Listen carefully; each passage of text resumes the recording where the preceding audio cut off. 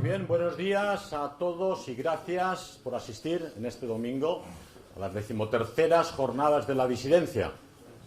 Como hemos dicho muy a menudo, todo lo que ha de permanecer en este mundo permanece a través de la constancia, la lealtad y la fidelidad.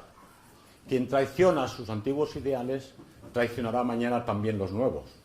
O como decían nuestros clásicos, lo que ha de durar una eternidad ha de tardar otra en hacerse. De que vuestra asistencia por 13º año a las jornadas de la disidencia habla en vuestro favor. De forma muy especial quiero hablar de alguien que hay aquí en el público.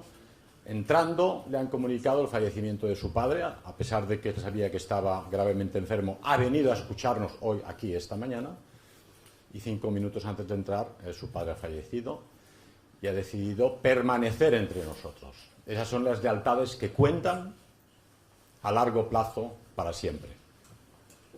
Pero hoy veníamos a hablar de una cuestión de palpitante actualidad, cuál es la destrucción de todo un mundo, ¿no? Vivimos en una sociedad que cambia a pasos agigantados y de forma forzada. Yo recuerdo todavía de pequeñito, vivía en Baeza, un pequeño pueblo de Jaén, ¿no? Jugábamos todavía a las canicas de cristal, hacíamos un hoyo en la tierra y éramos felices. Las niñas saltaban a la comba, los niños hacíamos tirachinas con las ramas de los árboles y disparábamos contra las latas de tomate. Y si no nos veía nadie, nos íbamos a la estación del pueblo a disparar a los cristales de la estación. ¡Qué pillastres!, ¿verdad? Pero éramos niños. Y los niños podían salir de casa sin problema, sin que nos secuestraran, sin que nos violaran, sin que nos pervirtieran. Íbamos en bicicleta. No teníamos aparatos electrónicos. Hoy en día nuestra infancia, nuestros hijos, nuestras hijas, viven en la sociedad multipantalla, ¿no? Están con el WhatsApp contestando a las amigas y el iPad mirando algún anuncio y simultáneamente con el ordenador para consultar YouTube y tienen la televisión encendida. Y tienen la televisión encendida viendo el Disney Channel, que es auténtico veneno para el alma de los niños. Como sabéis, Walt Disney era el poeta del alma popular europea y de los eurodescendientes en Estados Unidos, que cantaba a la belleza, a la naturaleza y al amor a los animales para su público, que era el público europeo, norteamericano, blanco. Una vez fallecido él, heredó el imperio Disney su hermano, que continuó con algunas películas como Aristogats. Pero luego 3 personajes de la tribu internacional compraron Walt Disney y hoy en día el Disney Channel se encarga prácticamente y únicamente de educar a los niños en la sociedad multicultural y multirracial, obligando de alguna forma a esas niñas inocentes a que se acostumbren a que tienen compañeros, compañeras de otras razas, otras culturas y otros colores con los que tendrán un día que mezclarse. Y en esta sociedad que cambia rápidamente, se ha producido ya un proceso de destrucción masiva. Un proceso de destrucción de la familia. La familia está desestructurada en toda Europa. Los niños no tienen papás y si los tienen en diversos lugares. Un proceso de destrucción de la fe, del hecho religioso, de la conexión del alma con lo sacro. Ayer hablaba el pensador ruso Alexander Dugin de forma muy precisa y muy contundente del Dasein de Heidegger.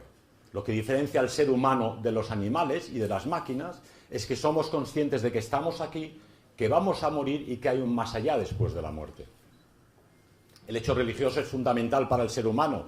Todas las razas, pueblos y culturas han tenido fe, han creído en el más allá, en una fuerza poderosa, en un Dios.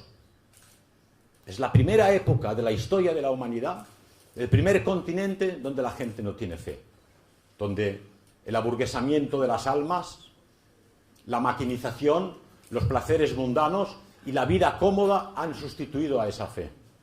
Y las iglesias se vacían. Se ha destruido también el lenguaje y hemos dejado de entendernos.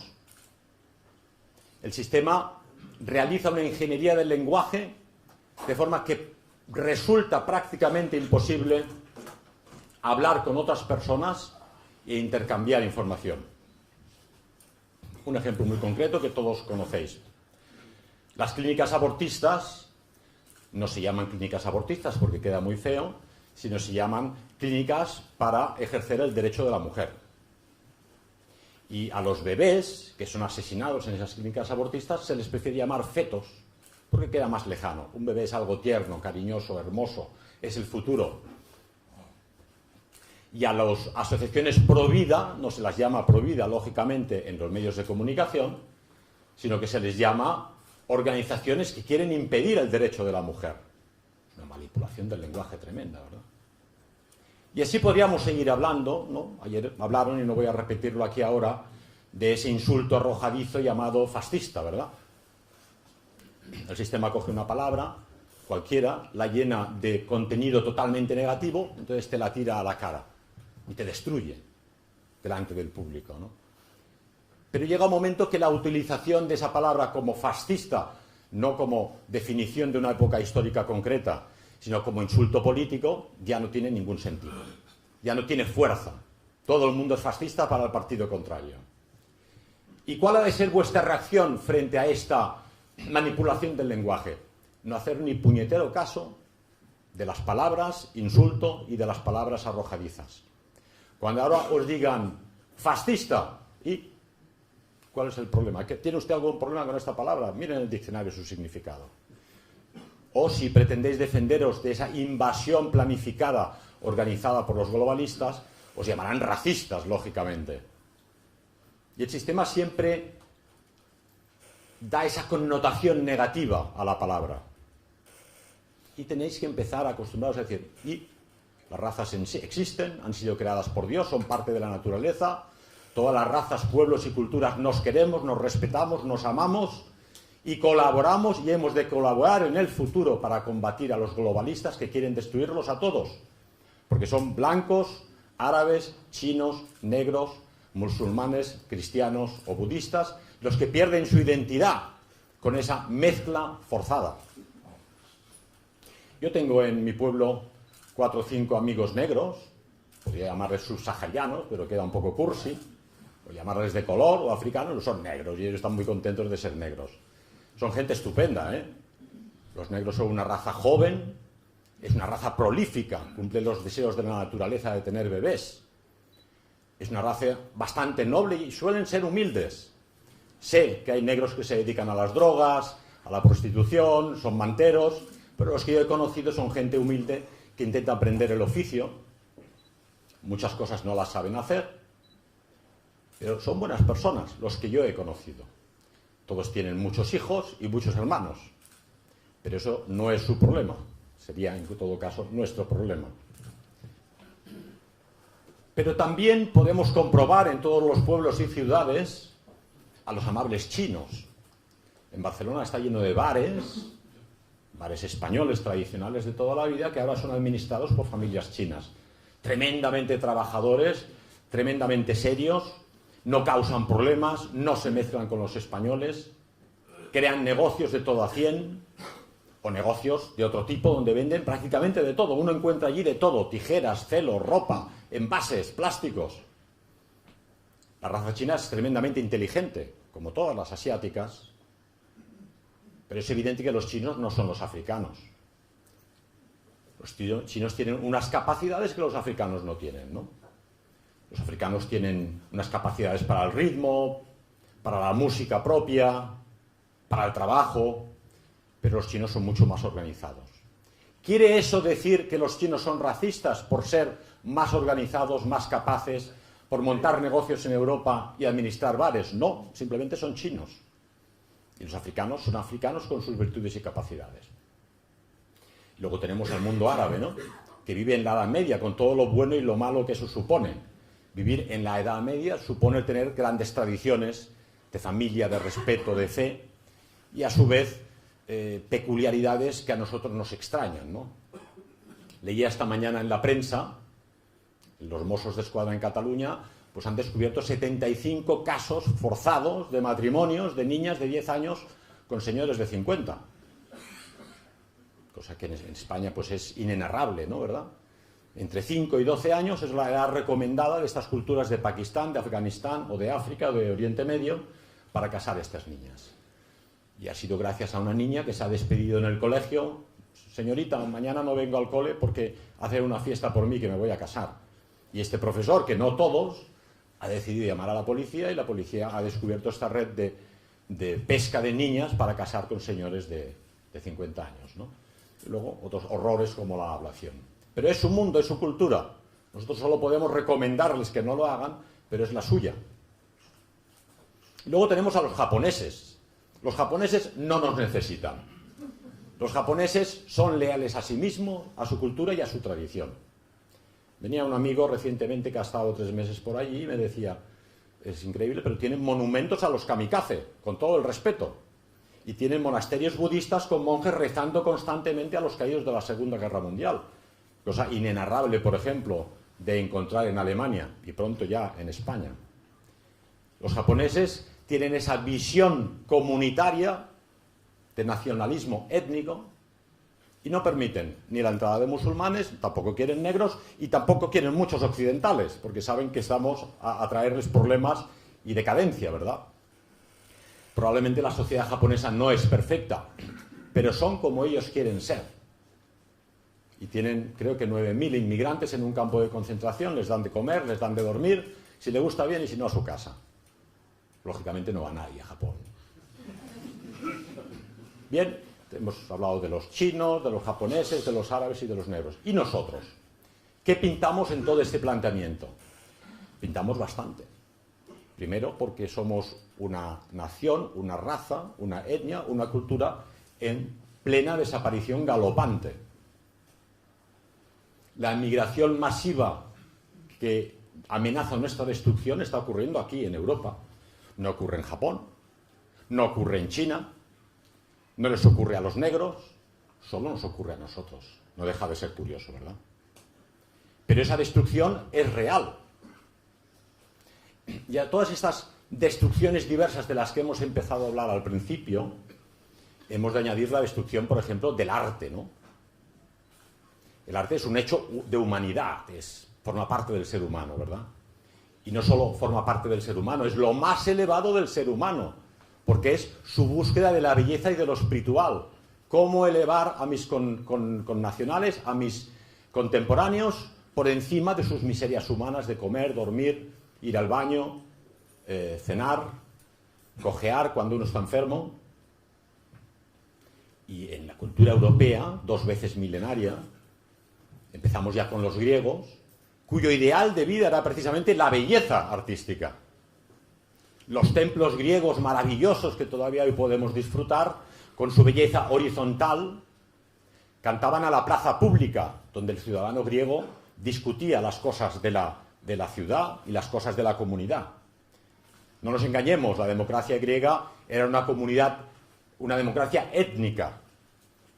Tenías que tener padres atenienses para ser reconocido como griego, si no eras meteco. Meteco eran los esclavos capturados en las guerras o importados de Oriente Medio para las colonias factoría, ¿verdad? Pero ese ideal de belleza les llevó a producir esculturas maravillosas, preciosas, que todavía hoy podemos disfrutar, de hombres y mujeres que con unas manos hicieron de una pieza de mármol, de una piedra, auténtica belleza. No solo era el ideal de belleza lo que movía a los griegos, sino que consideraban que los dioses no podían ser otra cosa sino seres humanos extremadamente bellos. De ahí que las figuras de los dioses griegos eran chicos y chicas muy hermosos. Y luego tenemos la Edad Media, ¿no? Donde el ideal de toda la sociedad era la fe en Dios, la religiosidad, los cantos, las oraciones, las bóvedas se elevaban hacia lo alto.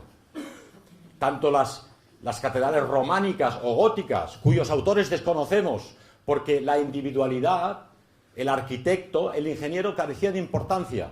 Era Dios la meta de toda la comunidad. El herrero, el picapedrero, el arquitecto, creaban aquellas catedrales para honrar a Dios.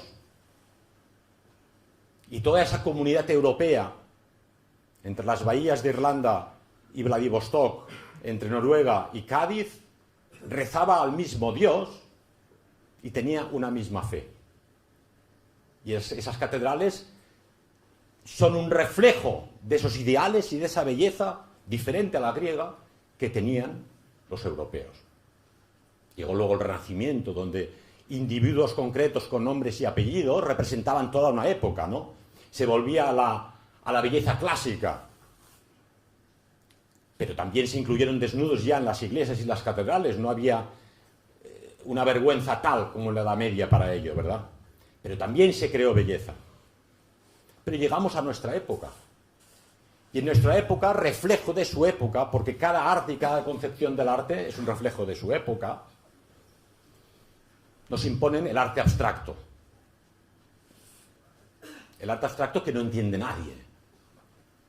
Dada y los dadaístas defendían que lo que ellos hacían era absurdo. Y lo declaraban personalmente. Lo que nosotros hacemos es absurdo, no tiene sentido. No le busquen explicación ni definiciones. Lo absurdo por lo absurdo. Tristan Tzara, uno conocido del movimiento, un judío rumano casualmente, solo casualmente,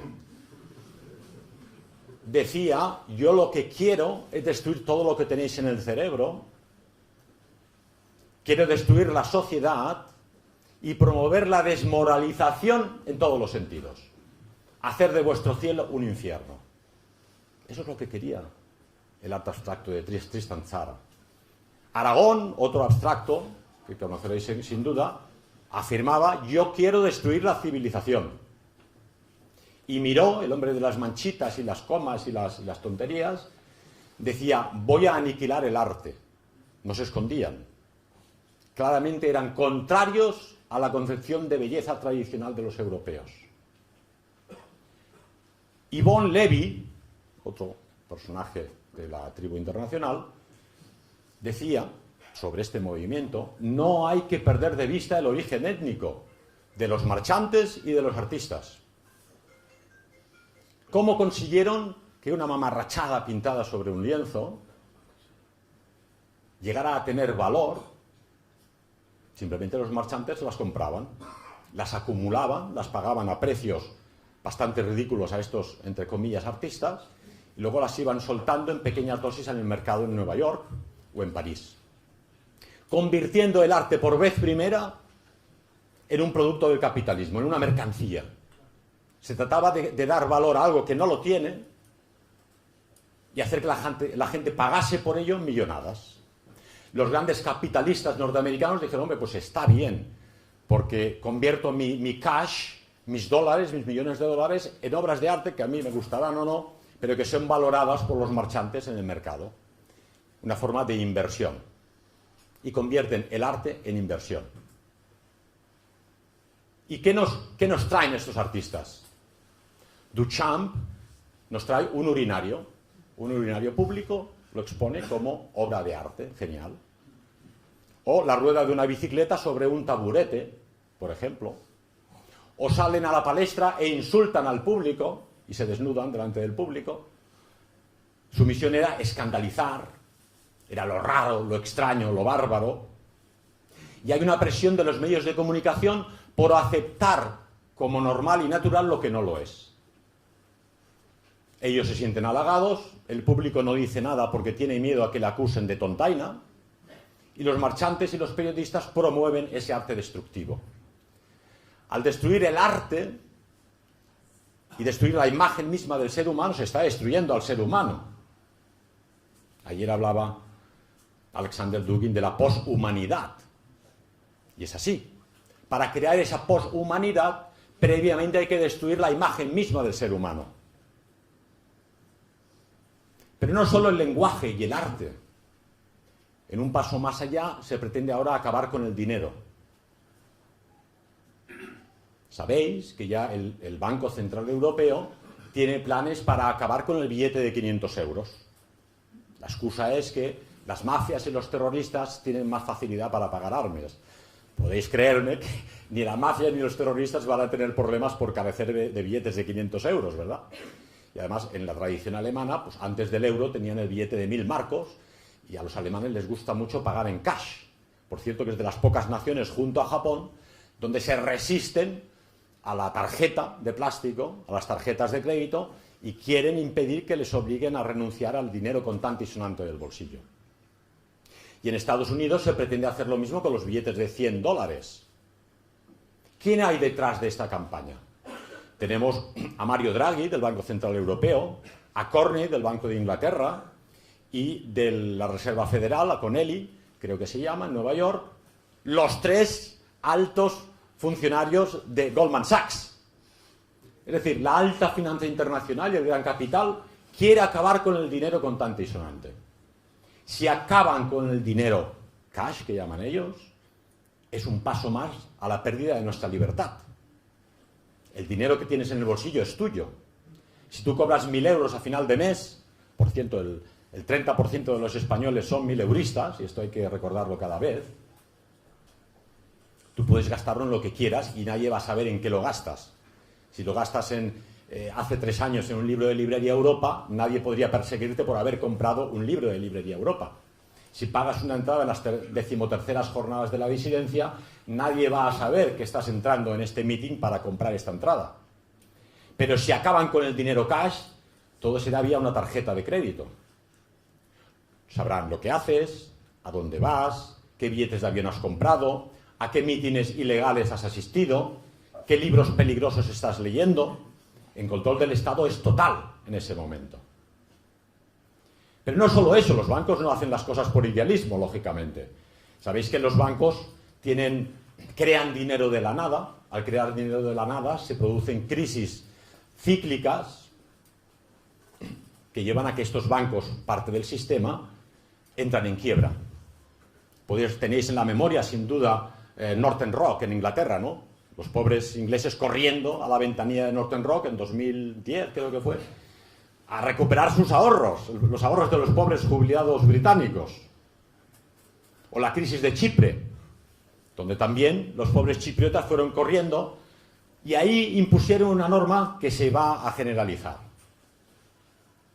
Los ahorros de los chipriotas en 2013 se les retiró un 10% de los ahorros para proteger al hundimiento del banco. Es decir, con un simple botón en un ordenador, los ahorros de los jubilados pasaron a formar capital propio del banco. Es un robo, un asalto a mano armada, ¿verdad? En la Edad Media o en épocas anteriores habrían hecho con estos banqueros esas cosas bastante feas. Y esto es exactamente lo que quieren los banqueros. Ellos saben que antes o después habrá que enjugar las deudas que tiene el sistema financiero y quieren hacerlo con vuestros ahorros. Y para que no corráis a sacar el dinero de los bancos, poco a poco van a imponer la destrucción del dinero. Hay países como los países escandinavos. Dinamarca, por ejemplo, es el país con menos cash del mundo. Todo el mundo paga con tarjeta de plástico, un croissant, un café, una Coca-Cola. Hay que reconocer que es práctico, que es cómodo, ¿no? Si te roban el dinero, pues es un problema. No tienes que ir con calderilla, con cambio. Y con la tarjeta de plástico te descuentan de tu cuenta, ¿no? Pero son más inocentes que una gamba, que diría un andaluz, estos escandinavos, ¿no? Tienen una palabra en Alemania y en los países escandinavos que es la misma, que es blauäugig, que es ojo azulado, ¿no? Tener ojos azules para ellos es ser más inocente que una gamba. Te lo crees todo. Te dicen, los moros van a pagarnos las pensiones. Ah, muy bien.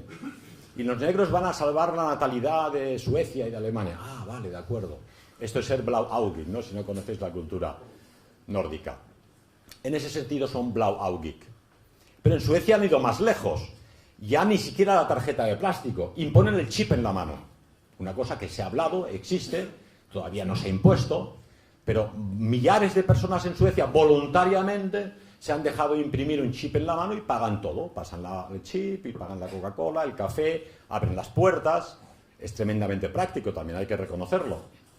Lógicamente, yo no sé si luego los anticuerpos de tu mismo cuerpo dirán, este cuerpo extraño que hay aquí, con 1.000 euros en tu mano, no es muy normal, no estaba previsto en la creación de Adán y Eva, ¿no? Pero bueno, en cualquier caso, lo tienes ya impuesto. Esa destrucción del dinero es otra vez un paso hacia la destrucción de la humanidad y a su esclavización. La otra cosa que destruyen es la historia. Si tú quieres destruir una nación, destruyes sus monumentos. destruyes su memoria histórica, acabas con sus héroes, con sus mitos fundadores, con sus mitos religiosos. Aquí tenemos ahora el problema de la tumba del pobre Franco, que lleva 40 años muerto. En vida no se atrevieron a tumbarlo y ahora que está muerto quieren pasearlo por Madrid a ver dónde lo entierran finalmente, ¿verdad? Pero es evidente, desenterrar a Franco del Valle de los Caídos no es la meta. La meta es acabar tirando la cruz del Valle de los Caídos, que representa la cristiandad y la catolicidad de España, donde este hombre, con buena fe, intentó aunar a unos y a otros de un bando o de otro y enterrarlos juntos, todos aquellos que no tuviesen familia, ¿verdad? Veremos cómo Podemos acabará proponiendo hacer del Valle de los Caídos un monumento del Holocausto, un monumento a la democracia y, vete a saber, a los perseguidos homosexuales del mundo o al LGTB. Pero en esa destrucción constante de todas las cosas nos encontramos. Y si nos destruyen la historia, destruyen la nación. Hemos visto en Estados Unidos cómo la izquierda ha tirado abajo el monumento al general Lee de los Estados del Sur, ¿verdad? ¿Y por qué lo hace esto la izquierda? Porque otra cosa que destruyen es la política. La política es la ciencia de lo posible y de la organización de las naciones. Pero en la política siempre han de haber un par de partes, han de haber un pro y un contra. Había hasta hace poco los liberales y los marxistas, la izquierda y la derecha, que no son hoy en día sino vías de garaje. Ahora hay solamente una idea única, que es la globalización. Unos vestidos de izquierda imponiendo el marxismo cultural, que no es sino liberalismo cultural. Y la izquierda, que ha abandonado al obrero, ha abandonado a los trabajadores, en los años 80 renunció a defender al trabajador, se ha impuesto como misión ser la vanguardia cultural del liberalismo y del gran capital financiero internacional. Es la izquierda la que lleva a cabo la disolución social. Es la izquierda la que impone las políticas del matrimonio homosexual. Es la izquierda la que impone la educación sexual temprana para niños de 4 años en las guarderías. Es la izquierda la que impone las políticas de género, que ahora decía un funcionario de la ONU que no hay 2 o 3 géneros, que hay 120, yo no sé por dónde los ven, por muy decadente y degenerado que seas, 120 sexos tiene tela. Pero esto es lo que dicen. Y es la izquierda la que impone el LGTB, X, Y y Z, porque yo no sé dónde se acaba eso, ¿verdad? Y la izquierda impone también la política migratoria masiva hacia Europa. ¿Por qué? Porque el gran capital financiero internacional y el liberalismo cultural, de los cuales la izquierda solo es el hombre de la porra, lo que quieren es crear un nuevo pueblo. El pueblo, traicionado por la izquierda, no cree ya en este sistema. Y como ellos lo saben, quieren llevar a cabo la gran sustitución. Disolver al pueblo autóctono, y nadie os ha preguntado si es lo que queríais, y crear un nuevo pueblo. Este nuevo pueblo elegido, que es una falacia intelectual, pues es este pueblo de las minorías protegidas. La minoría homosexual, la minoría LGTB, la minoría de los negros, la minoría islámica, y todos ellos juntos hacen el nuevo pueblo, porque el pueblo autóctono no se deja engañar por más tiempo. Y ahí llegamos a la idea tan cacareada en los medios de comunicación de los populismos. Pero como lo explicó ayer muy bien Alexander Dugin, no voy a insistir sobre ello. Los populismos no son ni más ni menos que la reacción de los pueblos a una dictadura del liberalismo. Y todos aquellos que denuncian los populismos son en realidad populicidas. Quieren aniquilar al pueblo. Es un auténtico genocidio étnico y etnocidio cultural. Porque con esa mezcla racial, esa mezcla étnica, esa imposición extraña de pueblos del tercer mundo, se nos impide ser como somos y se nos impide ser nosotros mismos. En esa situación nos encontramos. Y en esa situación vais a tener que tomar vosotros parte. No podéis quedaros en casa viendo la televisión, no podéis quedaros detrás de la barrera. Ya no es el momento de las advertencias, es el momento de los cumplimientos. Los planes ya han tenido lugar.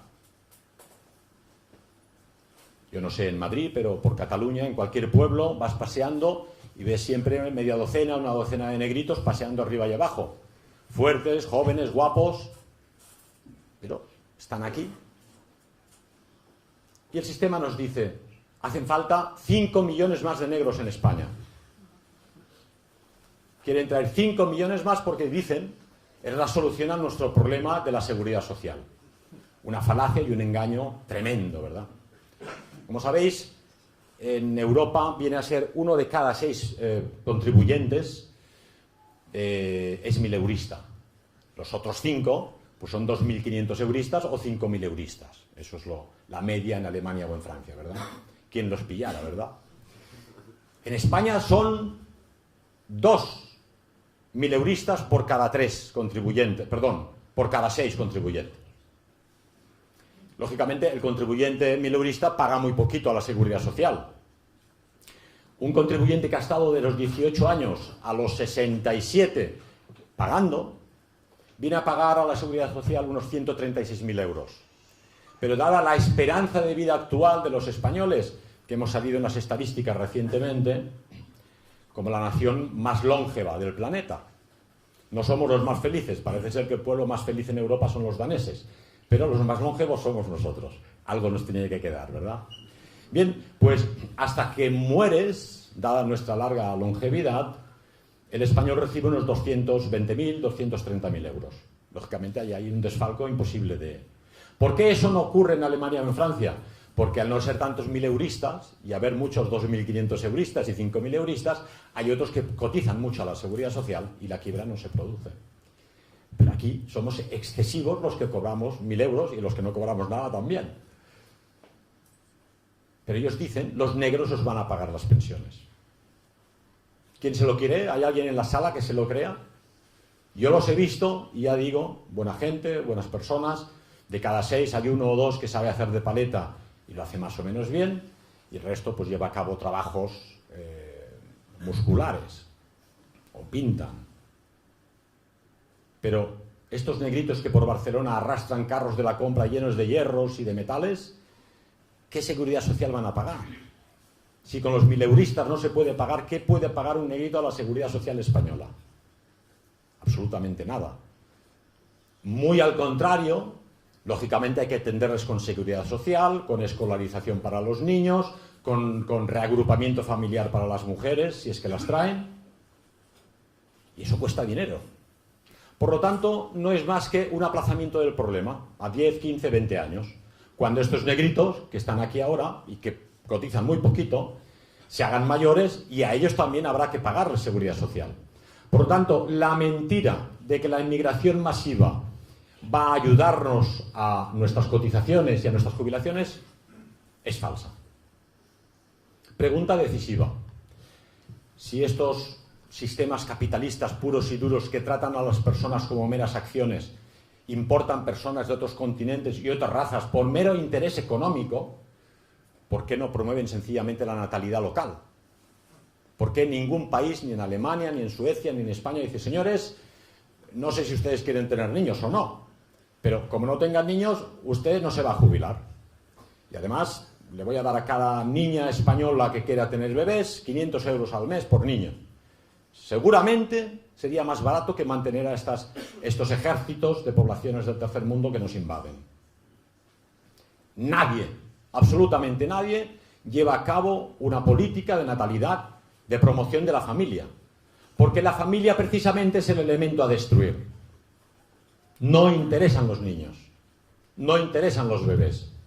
Se ha estado 40 años promoviendo el aborto, la píldora, la desestructuración familiar, y desde 1968, de la época de Kissinger, ya el Banco Mundial, la Organización Mundial de la Salud, la ONU, la Unión Europea, promueven una política de convencer a la mujer de que renuncie a los niños y a la familia y al matrimonio.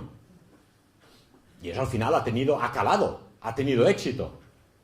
La mujer prefiere trabajar por 1.000 euros que aguantar a un marido que no sabe si la va a pegar o no la va a pegar, la va a cuidar o la va a mimar. Y por unos niños que le han dicho que no, que son una molestia, que es más fácil abortar porque no es un bebé, es simplemente un montón de células, ¿verdad? Un montón de células que tienen un corazón que late. Y como late es persona.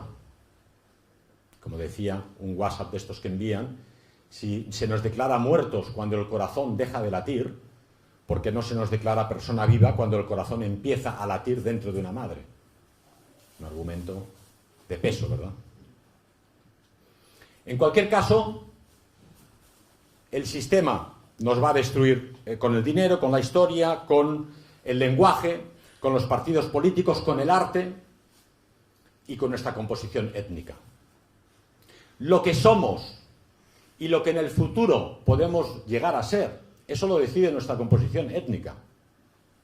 Si los griegos hicieron lo que hicieron es porque tenían una composición étnica que les permitía crear aquellas esculturas hermosas y aquellos templos. Los negros, ya han de estar orgullosos de serlo, tienen un arte tribal que gustó muchísimo a los artistas abstractos en Europa. De hecho, quedaban entusiasmados cuando encontraban máscaras en África y las traían aquí y las copiaban para sus obras de arte abstracto, ¿verdad? Y los constructores de catedrales de la Edad Media que hemos mencionado fueron capaces de hacerlas porque tenían una composición étnica que les permitía hacerlo. Y si la sociedad japonesa trabaja como la que más y produce coches estupendos y se organiza y tienen jubilación para todos los japoneses y tienen un orden social, es porque son japoneses con una composición étnica determinada. Y ellos quieren seguir siendo japoneses, tienen todo el derecho de seguir siendo japoneses y nadie les va a discutir que quieran ser japoneses. ¿Por qué no podemos ser nosotros españoles tal y como nosotros nos concebimos? Sánchez Albornoz, un historiador republicano que conoceréis, afirmaba que los españoles teníamos una antigua composición étnica romano-visigoda. Y esa es la composición étnica que forma parte de todos vosotros. No hay pecado peor para la historia y para la cultura que el pecado contra la estirpe. El hecho de que uno de vosotros se enamore de una persona de otra raza y de otra cultura no es un mayor problema. Y además probablemente os se integrará con esta cultura española, acabará tomando chatos con vosotros y paseando y siendo un pueblo amable, feliz y alegre. Pero si es no una persona, sino 5 millones de negros lo que quiere traer a España el gobierno, hombres, como decía Orbán, Víctor Orbán, el primer ministro húngaro la semana pasada, ¿no? Vienen todos jóvenes, en edad de luchar, en edad de reproducirse, en edad de conquistar, y que están transformando las ciudades europeas a su imagen y semejanza. Es lógico. Si tú vienes de tu cultura a otro lugar, importas tu forma de ser, tu forma cultural, tus barrios chinos, tus barrios musulmanes, tus barrios africanos. Solo hay que ir por Lavapiés, aquí en Madrid, para darse cuenta que de las zarzuelas madrileñas queda poco por allí, ¿verdad? Y estas personas que vienen a quedarse, vienen a lo que han ido todos los invasores. A la conquista de territorio, solo que antes la gente defendía su territorio. A la conquista de los recursos. Los recursos antes eran las vacas, las ovejas y las frutas. Los recursos ahora son los ahorros de la seguridad social, nuestro sistema sanitario, nuestro sistema escolar, nuestras carreteras, nuestros pueblos y, para decirlo claramente, nuestras hembras. Chicos jóvenes de 20, 25 y 30 años no vienen aquí a quedarse solteros toda la vida, lógicamente. Y lo que ocurrirá es que tendremos niños a cuadros. No tengo nada en contra, está muy bien. Pero no hay problema con 1 o 2 niños a cuadros, pero sí con una invasión masiva que va a cambiar nuestra composición étnica y, por tanto, nuestra concepción del mundo y nuestra forma de ser. Y este es un tema altamente delicado. Como sabéis, yo tengo procesos constantemente, uno detrás de otro, Cuando pueden me meten en prisión, o me arruinan, o me persiguen. Pero al final hay que coger el toro por los cuernos. Y hay dos palabras mágicas que no quieren que mencionéis, pero que hay que mencionar. Si habláis de cuestiones políticas, pues uno pues habla de la globalización, del gobierno mundial, de Soros, de Bárbara Spectra, pero al final nadie menciona quiénes son. Y como el sistema lo que quiere llevar a cabo es una política de genocidio racista contra los pueblos, y es así, es un crimen, llevado a cabo por criminales, para impedir que los pueblos puedan defenderse de este genocidio, de esta política de aniquilamiento racial de los pueblos europeos, acusan a cualquiera que lo denuncie, como estamos haciendo hoy aquí, usted es racista. Entonces ya estás bloqueado, ya no puedes, no tienes derecho ni a la existencia. Oiga, vamos a ver si lo entendemos. Yo me llevo bien con los negros, con los chinos, con los judíos, que son amigos míos, con los árabes, con los sudamericanos, con los esquimales. Soy amigo de todos y me doy abrazos con todos. Y además es una riqueza del mundo y de la naturaleza, esa diversidad. Aprendemos todos mutuamente y, como dice Fritjof Schuon, cada uno de ellos es un lado olvidado de nosotros mismos. Hemos evolucionado de forma diferente, pero un día fuimos como ellos, tal vez. ¿Por qué plantea usted siempre todo en base al odio? Si usted no admite mi plan de aniquilamiento, de genocidio realmente racista en el sentido negativo, ¿por qué me habla a mí de que yo odio a nadie? Yo no odio a nadie en absoluto, como vosotros no odiáis a nadie. El mero hecho de que el sistema pretenda imponeros el delito de odio por defenderos hace sospechoso y culpable al sistema. Y para defender esa política de genocidio racista del sistema contra los pueblos europeos, imponen lo que llamaba Orwell el Ministerio de la Verdad. Yo le llamo el Ministerio Fiscal de la Verdad. Porque lo que hace ese Ministerio Fiscal es perseguir única y exclusivamente a aquellos que quieren defenderse de ese asesinato masivo, de esa arma de destrucción masiva que es la invasión étnica de Europa. Y hay que coger al toro por los cuernos, devolverles la pelota, la palabra insulto, y decirles claramente: usted es el racista negativo que pretende aniquilar a los pueblos europeos, y lo único que yo quiero es defender a los negros, a los chinos, a los árabes y a los europeos. El otro...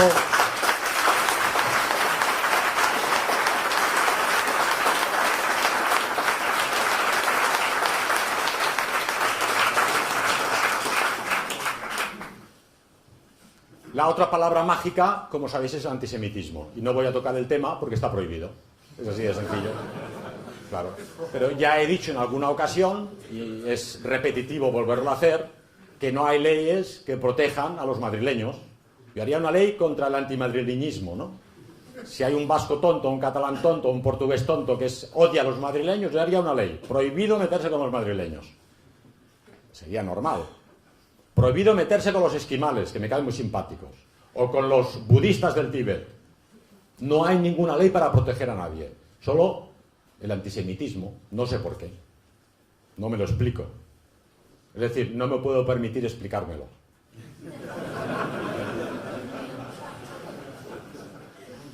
Pero es evidente, si hablamos que todos los marchantes del arte abstracto que promovieron la destrucción y la concepción del arte europea eran los Rosenberg, Edith Stein, Kant Weiler. Picasso decía: sin Kant Weiler yo nunca habría hecho una carrera. Y los artistas, el 50% de ellos también. Y Bárbara Spectra, cuyos deseos conocéis todos y hemos mencionado ya en alguna conferencia, pues no es japonesa, ¿qué quieres que te diga, no? ¿No? Pero es que lo que Bárbara Spectra dice, lo dijo Sarkozy hace poco, cuando todavía era primer ministro en Francia. Son estas palabras: vamos a obligar a los franceses al mestizaje.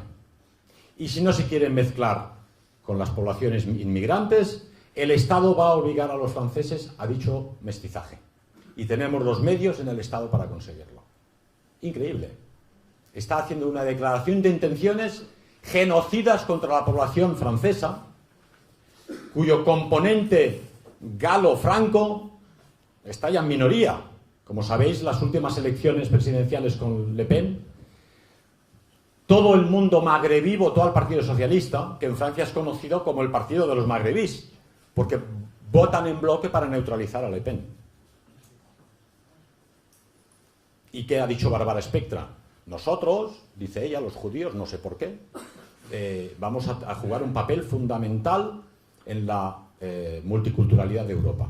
Europa ha de ser, así lo dice, multirracial y multicultural, y no volverá a ser nunca más el bloque de naciones homogéneas que fue hasta el siglo pasado.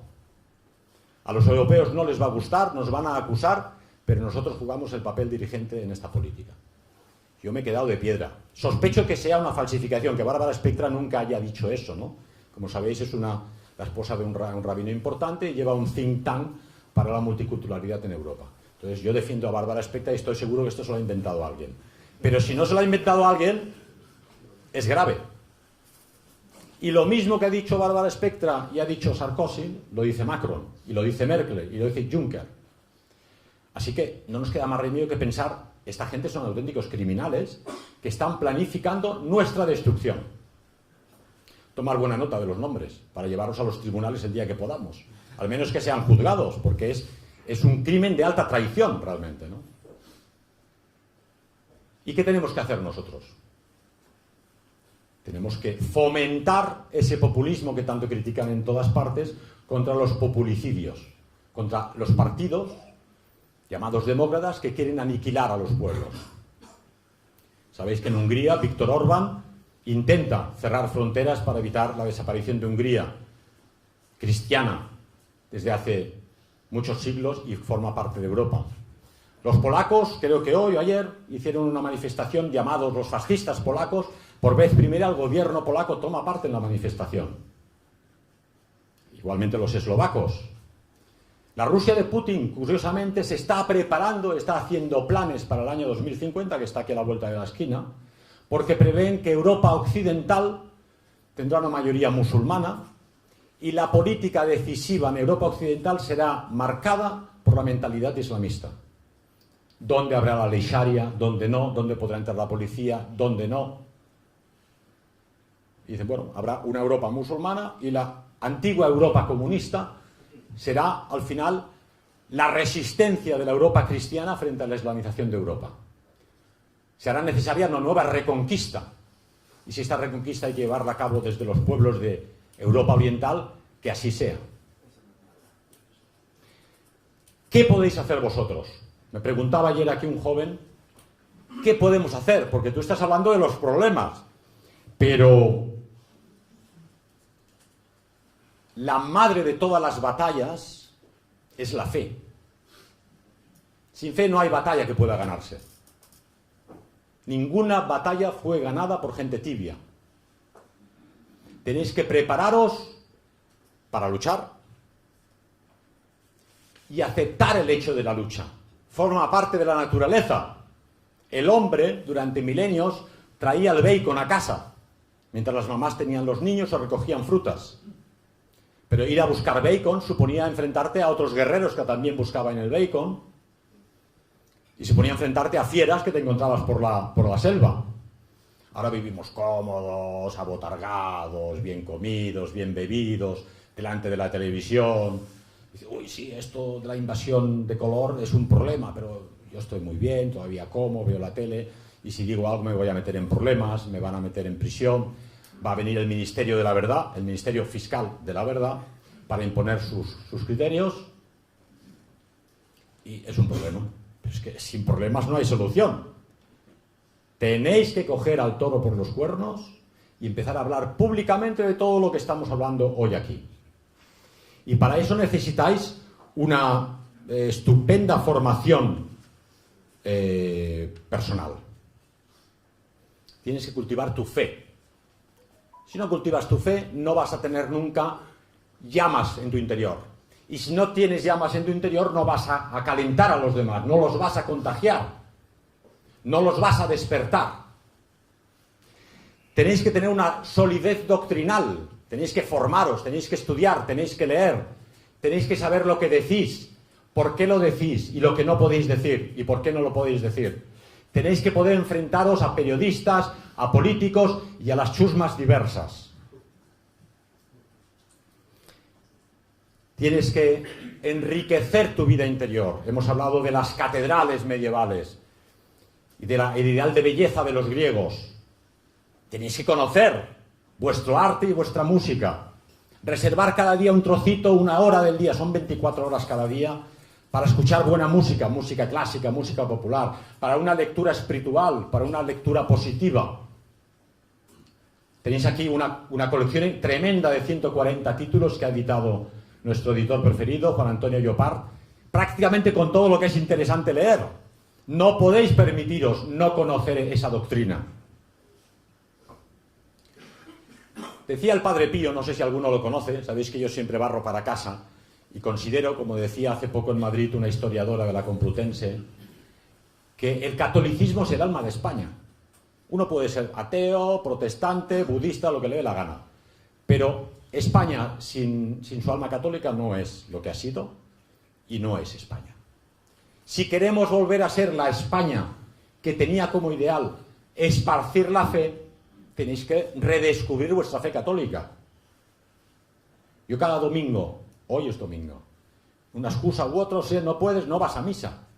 Y ahí me sabe mal, porque es el único lugar del mundo donde se produce la baja a Dios en la Eucaristía y está presente.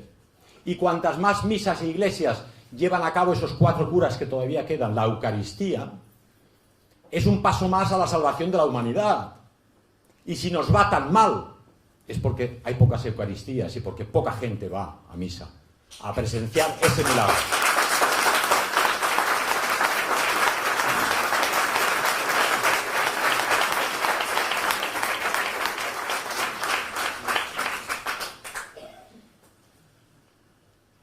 Pensar que un electricista polaco y un poeta checo y un papa que no era italiano por vez primera consiguieron la caída del comunismo.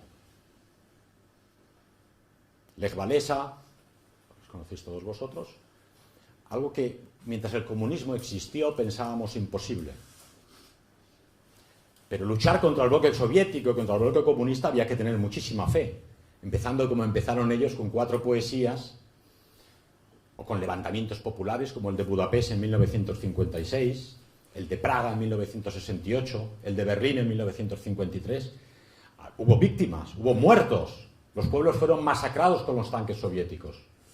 Hoy en día estamos en una dictadura similar, una dictadura ideológica. Y frente a esta dictadura solo los corazones ardientes van a poder enfrentarse. Y yo estoy aquí simplemente para despertar todos estos corazones, despertar en vosotros la fe y el amor, por lo propio y por lo ajeno, y el respeto por los que vienen. Pero también, alto, no voy a permitir nuestra destrucción ni el genocidio de mi cultura. Y en la vida no vais a encontrar mayor felicidad que cumplir con vuestro deber. Cumplimiento del deber es hacer aquello que crees que tienes que hacer para tu familia, para tu esposa, para tus hijos y para los hijos de tus hijos que van a heredar este país en el futuro. Si un día tenéis que avergonzaros de haber estado demasiado tiempo viendo la televisión o jugando en internet y no habéis impedido el desastre que se avecina, ¿qué le vais a explicar a vuestros herederos? ¿Qué les podréis explicar? Somos pues la resistencia, una resistencia espiritual, política, ideológica. En las conferencias de ayer quedó muy claro que hay 2 tipos de resistencias y de populismos. Aquellos que se avienen a pactar con el enemigo y por lo tanto han quedado neutralizados para siempre, ya son parte del problema, y aquellos que se niegan a pactar con el enemigo, que somos nosotros. La Iglesia Católica está perdiendo adeptos a marchas forzadas en el mundo entero, en España especialmente. Los evangelistas prosperan galopantemente en América. ¿Por qué? La Iglesia Católica se ha adaptado al mundo, ha aceptado la lucha en el terreno del liberalismo que no podía ganar. de haberse mantenido en su lucha espiritual por las almas, el liberalismo no podría haber entrado al combate contra ella, porque habría hecho su trabajo. Del mismo modo, en el campo político, vosotros no podéis entrar al combate en el terreno del liberalismo cultural, porque es su terreno. Tenéis que manteneros leales y fieles a vuestros principios, a vuestra fe y a vuestra formación, y a vuestros pueblos, y empezar a hablar claro en las oficinas, en las casas, en los trabajos, en las calles, en las vacaciones. Que hacéis el ridículo, no importa. Que os dicen fascista, no importa. Que os dicen racista, no importa. Que os dicen antisemita, no importa. Pero hablar claro ya, hoy, porque mañana será tarde.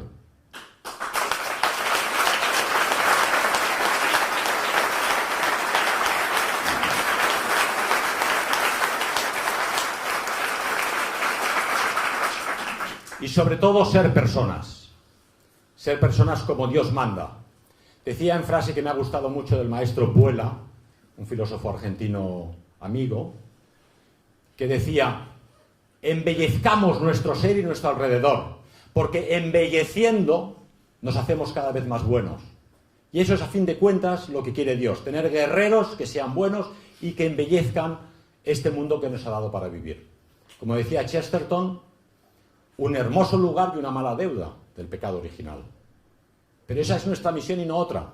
Y el ser humano no puede convertirse en un Dios. Decían ayer, ¿no?